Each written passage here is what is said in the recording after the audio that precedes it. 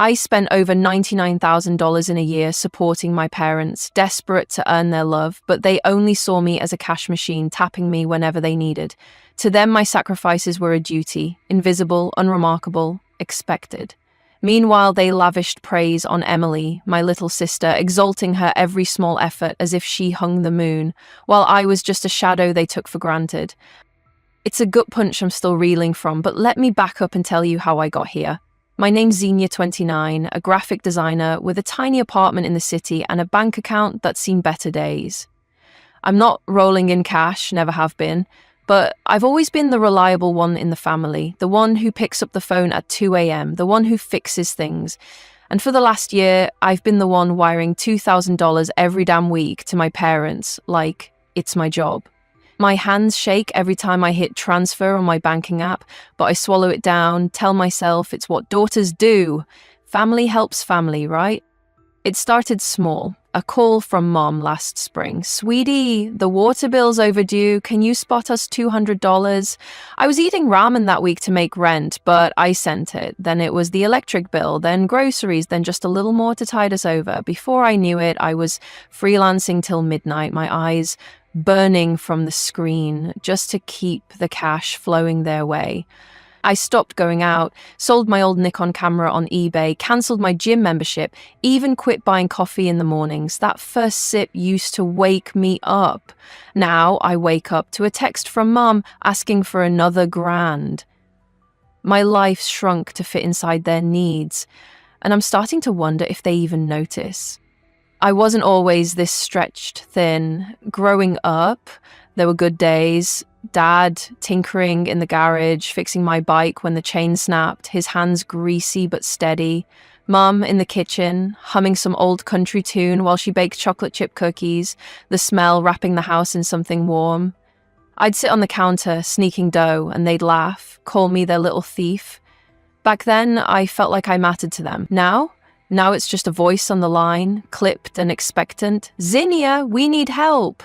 No, "how are you?" No, "thanks," just a hand reaching through the phone, waiting for me to fill it. Then there's Emily, my little sister. She's 26, all glossy hair and designer bags, living a life I don't even recognize. She didn't grind like I did. Didn't have to. She married Ethan 2 years ago, some finance guy with a mansion and a smirk, and just like that, she became the family's golden girl. Mum's always on about her like she's some kind of genius. "Emily's so clever, mirroring up like that," she'll say, her voice dripping with pride while I'm on the other end, biting my tongue till it bleeds. I'm in thrift store jeans, my sneakers held together with duct tape, and Emily's posting pics of her new Prada purse. I don't want her life. God, no. But I'd kill for a sliver of that approval, that glow in Mum's eyes when she talks about her. Last week, I overheard Mum on speaker while I was cooking spaghetti, the cheap kind with sauce from a jar. She was gushing to Aunt Linda about Emily's latest gift to herself, a cherry red BMW. "She's got it all figured out, doesn't she?" Mum said, and I could hear the smile in her voice. I stirred the pot harder, the spoon scraping metal, my chest tight. Figured out? Emily didn't figure out anything. She just said "I do" to the right wallet. Meanwhile, I'm the one keeping the lights on at Mum and Dad's, and I don't even get a mention. I shoved the phone away, told myself it didn't matter, but it does. It's starting to fester. The real breaking point came a month ago. Dad lost his job. Some factory layoff, the kind that hits hard and fast. Mum called me at midnight, her voice cracking like the world was ending. "Zinnia, honey, your dad's out of work. We don't know what to do. The house, the bills, it's all piling up. If no one helps, we might lose everything." I sat there in the dark, gripping my phone, my heart slamming against my ribs. I didn't have much rent was due, my car needed an oil change, and those student loans still loomed like a shadow. But how do you say no to your mom when she's crying, when she's begging? "Mom, I'll send you the money," I said, my voice steady even as my stomach dropped. "I won't let you lose the house." The next morning, $2,000 vanished from my account. I told myself it was a one-time thing, that I was doing the right thing, but it didn't stop. Every week, another text. "Things are tight, sweetie. Can you help?" Tight? I'm the one skipping meals, wearing socks with holes while they're... What? I don't even know anymore. Yesterday, Mom texted again, casual as ever. Emily's throwing a dinner party. Such a good girl, that one. I stared at the screen, my thumb hovering over the reply. A dinner party? With what money? Mine? The thought hit me like a slap. Something's wrong here. Something I've been too scared to face. I set the phone down, my hands cold, my mind racing. I've been pouring myself into them, but what am I even getting back? That nagging feeling from last night didn't let up. It clawed at me all day, a splinter I couldn't pull out. I'd been pouring my soul into keeping Mom and Dad afloat, but Emily's dinner party comment kept circling back, gnawing at my gut. Were they really struggling, or was I just a sucker footing the bill for something else? I couldn't shake it, so after work I slumped onto my couch, still in my faded hoodie, laptop balanced on my knees, and started scrolling. Not my usual mindless TikTok binge, no. I went straight for Emily's Instagram, her curated little shrine of perfection. And there it was, 3 posts down, time-stamped 2 days ago. Mum and Dad on a yacht, grinning like they'd won the lottery. Mum's in a flowy white dress, holding a champagne flute. Dad's got a captain's hat tilted on his head, and Emily's posing between them in a bikini that probably cost more than my rent. Caption, family vacay, living our best life. My breath caught, sharp and jagged, like I'd been punched. 2 days ago, Mum had called me, voice trembling, saying they couldn't afford Dad's blood pressure meds, begging for $200. I'd sent it without blinking, skipping my grocery run to make it work. And now here they were, sipping bubbly on some Florida coast while I ate stale cereal for dinner. The drive to their place was a blur, my hands gripping the wheel so hard my fingers ached. Their street was quiet, the kind of suburban calm that hides secrets behind picket fences. Their car was in the driveway, lights on inside. Back from their little paradise, I guess. I didn't call ahead. I wanted the raw truth, not some polished excuse. I banged on the door, the sound echoing like a gunshot in the still night. Mum opened it, her eyes widening, a dish towel twisted in her hands. Zinia, why didn't you call? You scared me half to death. Her voice was high, nervous, but I didn't buy the act anymore. I pushed past her, the familiar smell of her lavender candles hitting me like a slap. How was Florida, Mum? I said, my tone flat, icy. She froze, the towel slipping an inch. What are you talking about? I spun around, spotting it instantly, Emily's wide-brimmed yacht hat perched on the hall table like a trophy. That trip! The yacht, the champagne, you know, the one you took while I was sending you money for… medicine? My voice cracked on the last word, but I didn't care. Dad lumbered out of the kitchen, his flannel shirt rumpled, his face hardening. What's your problem, Zinnia? You don't barge in here like this. I laughed, a sharp bitter sound that bounced off the walls. My problem? I've sent you 50 grand this year. 50 grand I busted my ass for while you're out sipping cocktails with Emily. That's my problem. Mum's mouth opened, then shut, her cheeks flushing pink. It wasn't like that, we just needed a break. A break. I pulled out my phone, opened my banking app, and scrolled through the transfers. Hundreds of them, a year's worth of my life bleeding out in green digits. A break? With my money? You lie to me over and over, and I'm done. I hit cancel on the recurring payment, my thumb steady despite the storm inside me. Dad stepped closer, his voice low. You don't get to judge us, young lady. I met his glare, unflinching. Watch me. Mum reached for my arm, her eyes glistening, crocodile tears probably. Xenia, please, we'll explain. I shook her off, heading for the door. Save it, I'm not your piggy bank anymore.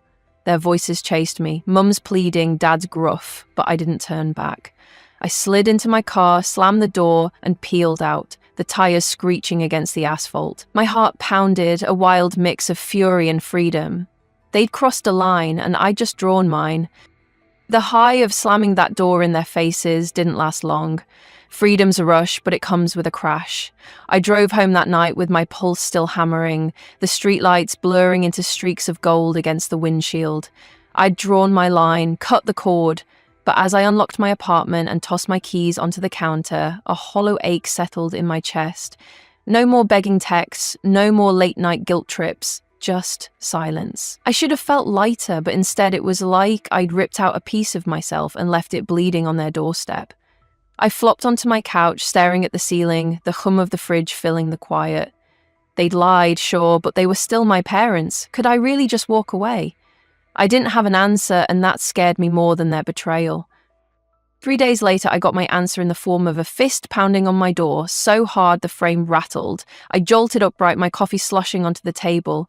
9 p.m., who the hell? I peeked through the peephole and felt my stomach drop. Emily stood there, arms crossed, her designer coat gleaming under the porch light, with Ethan towering behind her like a linebacker ready to charge. Mum and Dad flanked them, their faces tight with anger, a united front that screamed trouble. I took a deep breath, steeling myself, and swung the door open. "What do you want?" My voice was flat, but my hands clenched at my sides. Emily stepped forward, her heels clicking on the concrete, her lips curling into that smug little smirk I'd always hated. "You don't walk away from families in here. What the hell do you think you're doing, cutting off Mum and Dad like some spoiled brat?" I blinked, almost laughing at the irony. "Spoiled? Me? I've been bankrolling them for a year while you play trophy wife. I'm done." Dad pushed past her, his voice gravelly, the kind he used when I was a kid breaking curfew. "You owe us, Zinnia. We raised you, put a roof over your head. 50 grand doesn't erase that." I crossed my arms, holding his stare. "I paid you back, Dad. Every dime I sent was blood money I didn't have to give. You don't get to guilt me after lying to my face." Mum chimed in, her hands wringing like she was auditioning for a soap opera. "We raised you better than this. Family sticks together," I snapped. "Family doesn't jet off to Florida on my dime and call it sticking together." Ethan loomed closer, his shadow swallowing the light, his voice a low growl. "You're making a mistake, little girl. Fix it, or we'll fix it for you." My skin prickled. He was big, but I wasn't backing down. "Try me," I shot back, stepping into his space. Before it could escalate, Natalie burst out from the living room, her dark hair wild, her eyes blazing like she'd been waiting for this. She's 5'4", all spitfire, and she planted herself beside me, hands on her hips. "She's not your bank, assholes. Back off," Emily sneered, tossing her hair. "Oh, great, the girlfriend thinks she's part of this. Stay out of it, you don't know us." Natalie didn't flinch. She lunged, grabbing Emily's wrist and twisting it just enough to make her yelp. "I know enough. Zinnia's been breaking her back while you leeches suck her dry. Get lost." Ethan moved fast, his fist balled, but I was faster. I shoved him square in the chest, hard enough to make him stumble. "Touch her and you're done, Ethan. I don't care how big you are." He caught himself, glaring but didn't swing. Mom shrieked. "Zinnia, stop this," Dad barked. "Control your damn girlfriend." I laughed, a wild, jagged sound. "Control her? How about you control your golden girl barging into my house, demanding my money like it's her birthright?" Silence dropped like a brick. Emily's face twisted. Ethan's jaw ticked, and my parents just stared, caught off guard. I pointed at the street. "Get out, all of you." They didn't move at first, but Natalie cracked her knuckles, and that did it. Emily huffed, dragging Ethan back, Mom and Dad trailing behind, muttering threats under their breath. The door slammed, and I leaned against it, my legs shaky, but my resolve iron. Natalie grinned, feral and proud. "They're scared shitless now, you see their faces." I nodded, catching my breath, adrenaline still buzzing through me. "Yeah, but they'll be back. They don't quit easy." She shrugged, flopping onto the couch. "Let 'em try. We've got this." I wanted to believe her, but as the night stretched on, my phone lit up like a damn Christmas tree. Emily's texts, venom dripping through every word. "You'll regret this, bitch." Mum's voicemails, all tears and how could yous. Dad's one-liner, "You're a disgrace." I muted them, but the noise lingered in my head. Work the next day was a slog. My boss caught me zoning out at my desk, staring at a half-finished logo. "Family drama?" she asked, eyebrow raised. I snorted, rubbing my eyes. "More like a war." She patted my shoulder, left it at that, but it stuck with me. War. That's what this was now, and I'd fired the first shot. Back home, I dug out an old shoebox of photos, me and Emily as kids, gap-toothed and giggling, Mom and Dad smiling at a picnic. I traced their faces, my throat tight. Was this really over? Could I live with the quiet? I shoved the box back under the bed, unanswered questions clawing at me. They'd pushed me too far, but cutting them out left a scar I hadn't expected. One I wasn't sure I could heal. That scar I felt after kicking them out didn't fade. It festered, a quiet ache that followed me like a shadow. I'd won the battle, sent them packing with their tails between their legs, but the war wasn't over, not in my head anyway. I kept waiting for the other shoe to drop, for them to hit back harder, but the days stretched into a week, and the silence was louder than their threats. No more pounding on my door, no more venomous texts lighting up my phone, just a void where their voices used to be. I threw myself into work, sketching logos until my wrists cramped, trying to drown out the quiet with the hum of deadlines. Natalie noticed, of course. She always does. "You're good, Liv," she said one night, tossing me a beer as we sprawled on the couch.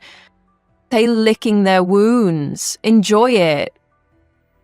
I cracked a smile, clinked my bottle against hers, but it didn't reach my eyes. Enjoy it?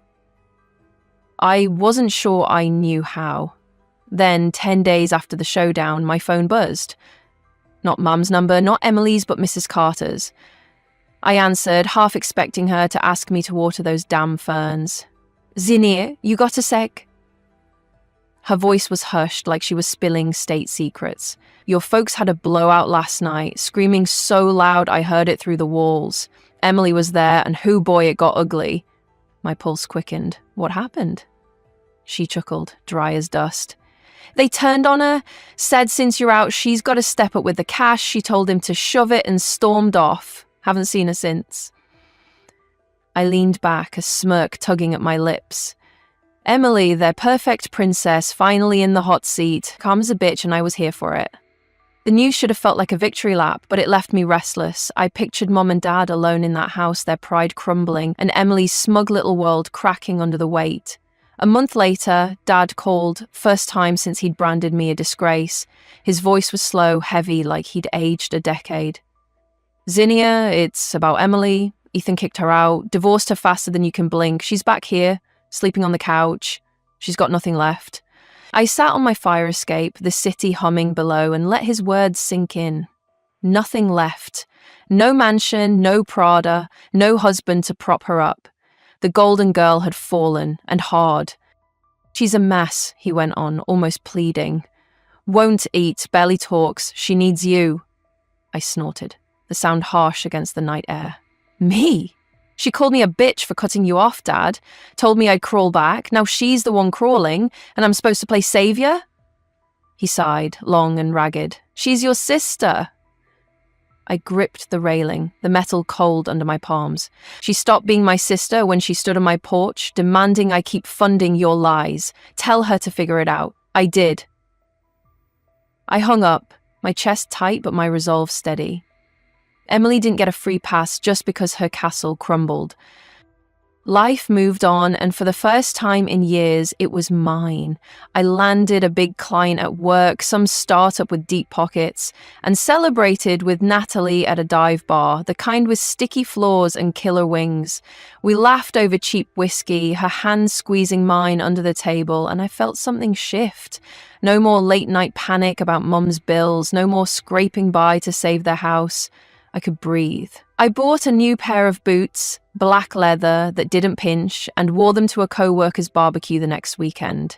Kids ran around, dads flipped burgers, and I stood there, beer in hand, watching a family that wasn't mine. It hit me like a brick.